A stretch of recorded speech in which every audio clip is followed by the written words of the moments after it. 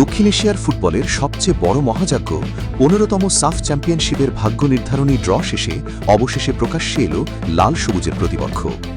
Group পর্বে ড্রয়ের খেলায় বাংলাদেশ পেয়েছে তুলনামূলকভাবে অনেকটাই সহজ ও সুবিধাজনক প্রতিপক্ষ। স্বাগতিক বাংলাদেশ রয়েছে গ্রুপ এতে, যেখানে হামজা চৌধুরীদের প্রতিপক্ষ হিসেবে নিশ্চিত হয়েছে এ যাবৎকালের ইতিহাসে কখনো ফাইনালের মুখ না দেখা পাহাড়ি দল ভুটান। আর এই গ্রুপের অন্য দলটি হল ১৯৯৫ সালের সাবেক সাফ চ্যাম্পিয়ন দ্বীপরাষ্ট্র শ্রীলঙ্কা। অন্যদিকে আসরের হাই ভোল্টেজ গ্রুপ বিতে চোখ রাখলে দেখা যাবে এক অগ্নিগর্ভ লড়াইয়ের উত্তাপ। বর্তমান চ্যাম্পিয়ন ভারতের সঙ্গী হিসাবে এই গ্রুপে জায়গা করে নিয়েছে তাদের দুই চিরপ্রতিদ্বন্দ্বী পরাশক্তি মালদ্বীপ এবং পাকিস্তান। ভারত ও পাকিস্তান এই দুই ঐতিহ্যবাহী প্রতিপক্ষ একই গ্রুপে স্থান পাওয়ায় টুর্নামেন্টের শুরুতেই আসরের গ্ল্যামার আর রোমাঞ্চ বহুগুণ বেড়ে গেছে। যেহেতু ২৩ বছর পর দক্ষিণ এশিয়ার এই ফুটবল যুদ্ধ আবার বসতে যাচ্ছে আমাদের চেনা ঘরের মাঠ ঢাকায়, তাই ২০০৩-এর পর দ্বিতীয়বারের মতো স্বর্ণালী ট্রফি উঁচিয়ে ধরতে এবার পুরোপুরি মরিয়া বদলে যাওয়া বাংলাদেশ। তবে এই বিশাল আশার আলোর মাঝেই রয়ে গেছে এক চিমটি গভীর শঙ্কা। আসরের একেবারে শুরুর দিকের প্রাথমিক ম্যাচগুলোতে ইংলিশ প্রিমিয়ার লিগ ফেরত তারকা হামজা চৌধুরী কিংবা তরুণ তুর্কি ফারহান আলী ওয়াহিদকে স্কোয়াডে পাওয়া যাবে কিনা তা নিয়ে ক্লাবের রিলিজ ইস্যুতে তৈরি হয়ে আছে এক বড় অনিশ্চয়তা। তবে স্বস্তির বিষয় এটাই যে গ্রুপ পর্বে তুলনামূলক সহজ ও দুর্বল দল মেলায় বাফুফে ও ডাচ কোচ থমাস ডুলির মাথার ওপর থেকে কিছুটা হলেও দুশ্চিন্তার মানসিক চাপ কমেছে। কিন্তু ড্রয়ের পেছনে লুকিয়ে থাকা একটি বিশেষ রাজনৈতিক নাটকীয়তা নজর কেড়েছে পুরো এশিয়ার। ফিফার আন্তর্জাতিক নিষেধাজ্ঞার কারণে অফিসিয়াল ড্রয়ের প্রাথমিক তালিকায় রাখা সম্ভব হয়নি হিমালয়ের দেশ নেপালের নাম। তবে সাফ ফুটবল কর্তৃপক্ষ আনুষ্ঠানিকভাবে জানিয়ে দিয়েছে একটি নির্দিষ্ট সময়সীমা পর্যন্ত তারা নেপালের ফিফা নিষেধাজ্ঞা উঠে যাওয়ার জন্য অপেক্ষা করবে।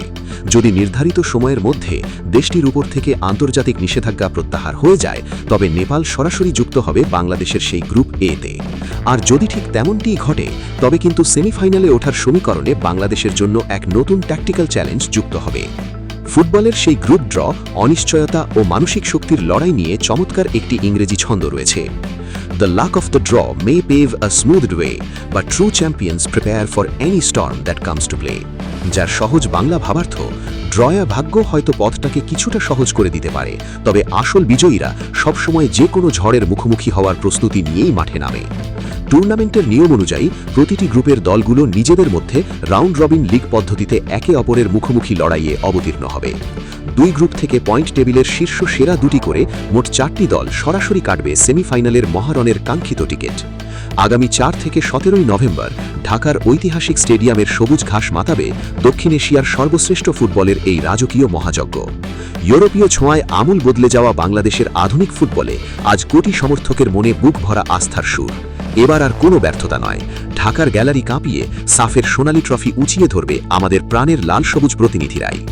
ফুটবলের সেই বিজয়ের গৌরব, কোটি ভক্তের প্রার্থনা ও শিরোপার আবেগ নিয়ে চমৎকার আরেকটি ছন্দ রয়েছে। When millions of hearts beat under a single crest, the home soil rises to welcome the absolute best. বাংলায় বললে, একটাই পতাকার নিচে যখন কোটি মানুষের হৃদয় একসাথে স্পন্দিত হয়, ঘরের মাঠ তখন তৈরি হয় বিজয়ীদের বরণ করে নিতে। প্রিয় দর্শক, আপনার মন কি বলে? গ্রুপ এ থেকে ভুটান ও শ্রীলঙ্কাকে উড়িয়ে দিয়ে বাংলাদেশ কি অপরাজিত চ্যাম্পিয়ন হিসাবে সেমিফাইনালে জায়গা করে নিতে পারবে? আর নেপাল যুক্ত হলে কি সমীকরণ কঠিন হবে? কমেন্ট বক্সে লিখে জানান আপনার মূল্যবান মতামত। ভিডিওটি ভালো লাগলে একটি লাইক দিন এবং শেয়ার করুন। আর বাংলাদেশের ফুটবলের প্রতিটি এক্সক্লুসিভ ইনসাইড অ্যানালিসিস সবার আগে পেতে আমাদের এই চ্যানেলটি এখনই সাবস্ক্রাইব করে বেল আইকনটি অন করে রাখুন। সবাই ভালো থাকুন, ফুটবলের সাথে থাকুন। বিদায় নিচ্ছি আমি রাকিব, এফসি স্পোর্টস।